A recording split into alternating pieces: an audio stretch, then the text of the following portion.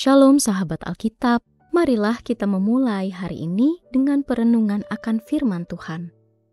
Bacaan Alkitab kita pada hari ini diambil dari Mazmur pasalnya yang ke-106 ayat 16 sampai dengan 30. Mereka cemburu kepada Musa di perkemahan dan kepada Harun orang kudus Tuhan. Bumi terbuka dan menelan Datan, menutupi gerombolan Abiram.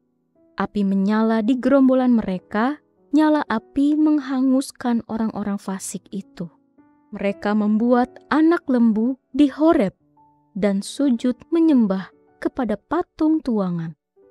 Mereka menukar Allah mereka yang mulia dengan patung lembu jantan yang makan rumput.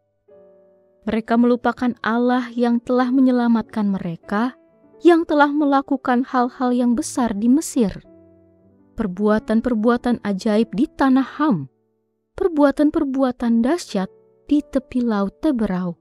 Maka ia mengatakan hendak memusnahkan mereka, seandainya Musa, orang pilihannya, tidak menjadi pagar di hadapannya, untuk mencegah amarahnya, memusnahkan mereka.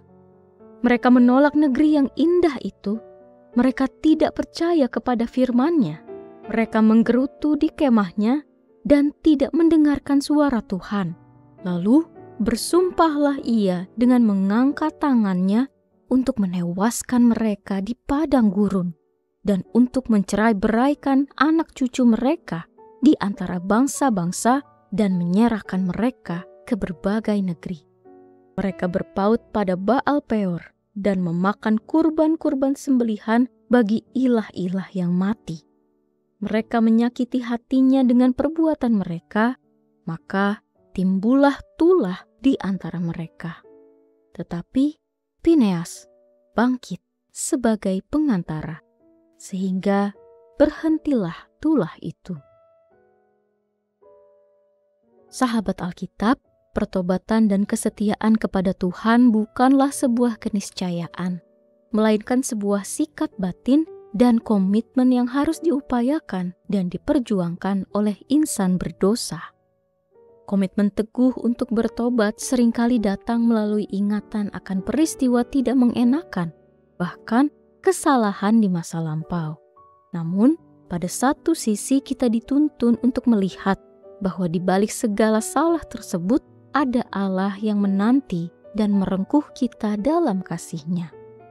Pemazmur mengajak umat untuk mengingat kembali dosa-dosa leluhur mereka, bukan untuk menyalahkan atau menuduh, melainkan untuk mendorong pertobatan dan kesetiaan kepada Tuhan.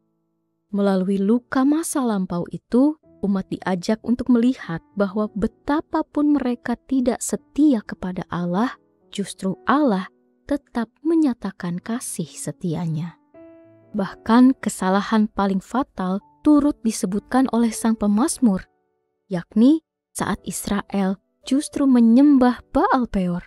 Secara harfiah, Baal Peor berarti Baal yang disembah di Peor, sebuah gunung atau daerah di wilayah Moab.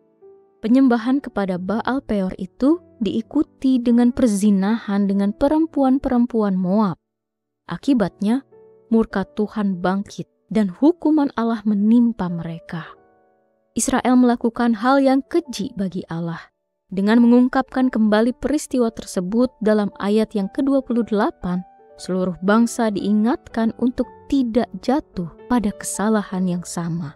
Saat memperhatikan dengan seksama bacaan kali ini, seharusnya kita pun tergugah untuk bertobat dan kembali datang kepada Tuhan.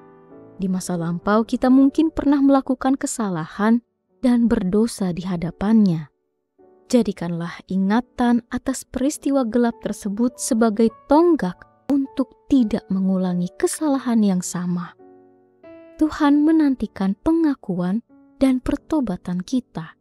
Dari sanalah datang pemulihan sejati yang berlandaskan kasih serta anugerah Allah. Mari kita berdoa. Tuhan Yesus yang baik, sumber kasih dan pengampunan, hari ini kami datang kepada Engkau dengan hati yang ingin diperbarui. Ampunilah kami ya Tuhan, dan tolonglah kami untuk sungguh-sungguh hidup dalam pertobatan. Jangan biarkan kami terjebak dalam dosa yang sama, tetapi tuntunlah kami agar belajar dari masa lalu dan berpegang pada kasih setiamu.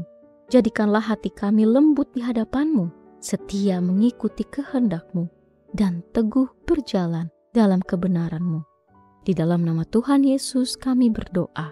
Amin.